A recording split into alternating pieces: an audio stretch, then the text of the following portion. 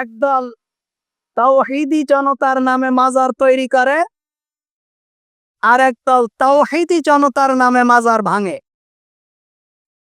কয়েকদিন আগে আপনারা দেখেছেন ফরিদপুর মাজার ভেঙে কবরের থেকে লাশ উঠায় সেই লাশ পুড়ায় ফেলেছে,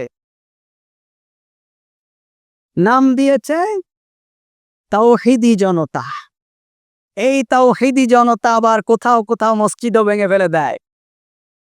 বাংলাদেশের অনেক জায়গায় মসজিদ ভেঙে ফেলে দিয়েছে, নাম কি? তাওহীদি জনতা।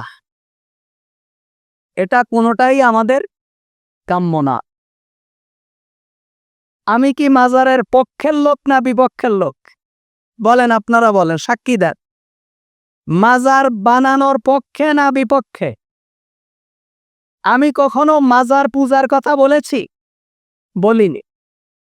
কিন্তু দুঃখের বিষয়, যদি কখনো আমার এই মসজিদের পাশে মোল্লাবাড়িতে যদি একটা মাজার তৈরি হয়ে যায়,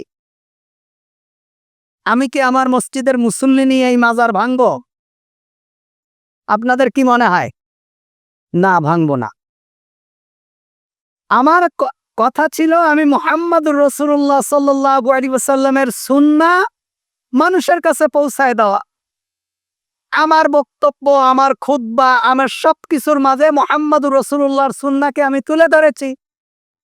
যদি তারা না মেনে তারা যদি এখানে মাজার তৈরি করে, করুক। মাজার যখন হয়ে যাবে, আমার নসিহা শোনার পরেও যদি ওরা মাজার তৈরি করে, এই মাজার ভাঙার পক্ষে আমি না।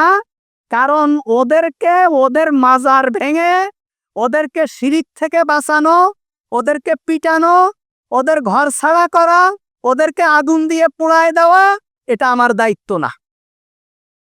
এবং স্বয়ং আল্লাহ তাআলা তার নবীকে বলেছেন, আপনি দাওয়াত দেন, যদি তারা দাওয়াত না মানে আপনি চলে আসেন। আপনার কাজ হলো শুধু পৌঁছায় দেওয়া। আপনার কাজ কি? পৌঁছায় দেওয়া। আপনি শুধু জাতির কাছে পৌঁছায় দেবেন। এরপরে যদি তারা না মানে, তার দায়িত্ব ভার তাদের কাছে।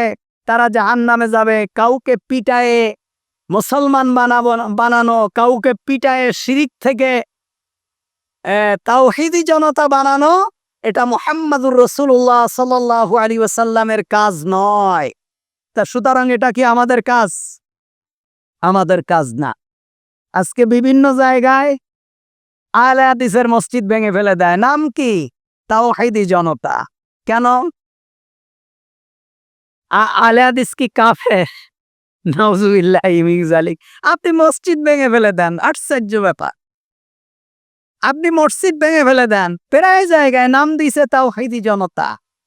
একটা মানুষ মরে গেছে, তার জীবদ্দশায় সে ইমাম মেহেদী দাবি করেছে, কি দাবি করেছে সেটা তার ব্যাপার। এই মানুষটা মরে গেছে, মরে যাওয়ার পরে একে মাটি দেওয়া হয়েছে, সেখানে উঁচু কবর বানানো হয়েছে, সেই কবর প্লাস্টার করা হয়েছে, সেই প্লাস্টারের উপরে রং লাগানো হয়েছে। এগুলো কি কুন ফায়াকুন বলে হয়েছে নাকি 1 মিনিটের মধ্যে হয়েছে, না সময় লেগেছে? তা এত সময়ের মধ্যে তাওহীদি জনতার ঈমান জাগেনি। যখন এই লোককে মাটি দেওয়া হলো, তাওহীদি জনতার ঈমানের উপরে ঈমান উতলায় উঠেছে। এই লোকটারে কবর থেকে তুলে আগুন দিয়ে পোড়ায় দিয়েছে। আর গোটা দুনিয়ার কাফের বেঈমানেরা বলেছে যে, দেখো, মুসলমানরা এমন নিকৃষ্ট এবং হিংস্র জাতি, তার স্বজাতীয় ভাইকে কবর থেকে উঠায় আগুন দিয়ে পোড়ায় দিয়েছে। এটা কি ইসলামের উপকার হয়েছে না ক্ষতি হয়েছে? এটাই হলো জেহালাত, এটাই হলো মূর্খতা, এটাই হলো ইসলাম সম্পর্কে না জানার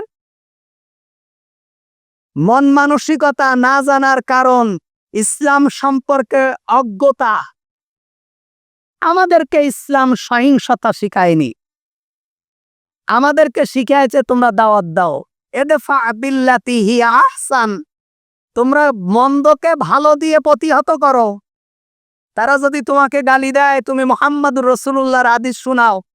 তারা যদি তোমার সাথে ঝগড়া করে, তুমি যদি রোজা থাকো, তুমি বলো যে আমি রোজাদার, আমার সাথে ঝগড়া করো না। তুমি আমারে গালিগালাজ করলেও আমি গালিগালাজ করতে পারবো না। মুহাম্মদুর রাসূলুল্লাহ আমাদেরকে এটা শিখাননি। এটা হলো ইসলাম। ইদফা বিল্লাতি হিয়া আহসান, অনুত্তমকে উত্তম দ্বারা প্রতিহত করো। আর আমরা কি করি? আমরা সেজা করে তার থেকে 3 ডবল খারাপ করি। স্লোগান দেই নারায়ে তাকবীর, মসজিদ ভেঙে ফেলো। নারায়ে তাকবীর, মাজার ভেঙে ফেলো। মাজার তৈরি করা হারাম। বলেন মাজার তৈরি করা কি হারাম? আল্লাহ রাসূল বলছেন লানাতুল ইয়াহুদা ওয়ান নাসারা ইত্তাখাযু কুবুর আমবিয়াইহিম মাসাজিদ। আল্লাহ রাসূল বলছেন ইহুদি এবং নাসারাদের উপরে আল্লাহর লানত, আল্লাহর গজব, কারণ ইহুদি এবং নাসারারা তাদের নবীর কবরকে মাজার বানিয়েছে, গম্বুজ বানিয়েছে। এজন্য তাদের উপরে আল্লাহর লানত।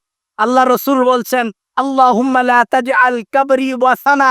জীবনের শেষ সময় এসে যে দোয়া করেছিলেন, আল্লাহ আমার কবরকে তুমি পূজার বস্তু বানিয়ে দিও না।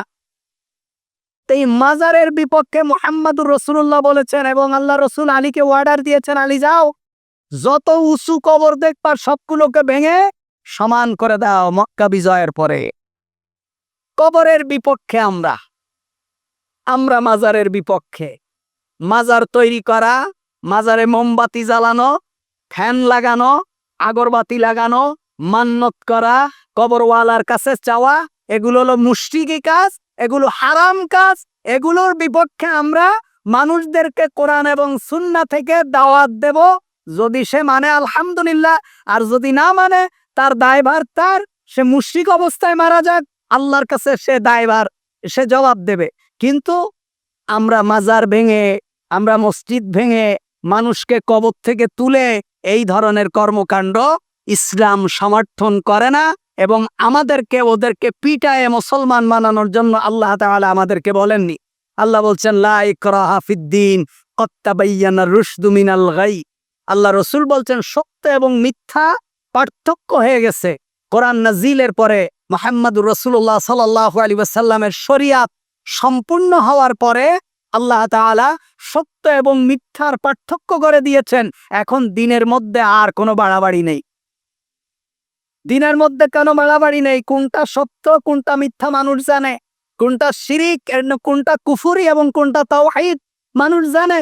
সুতরাং একজন মুশরিককে পিটায়ে মসজিদে আনা এটা মুসলমানের কাজ না। বলেন কি? একজন মুশরিককে পিটায়ে মসজিদে আনা এটা মুসলমানের কাজ নয়।